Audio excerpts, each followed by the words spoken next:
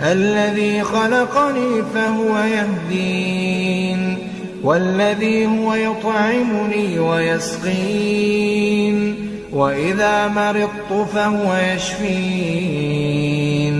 والذي يميتني ثم يحيين والذي أطمع أن يغفر لي خطيئتي يوم الدين رب هب لي حكما وألحقني بالصالحين واجعل لي لسان صدق في الآخرين واجعلني من ورثة جنة النعيم واغفر لأبي إنه كان من الضالين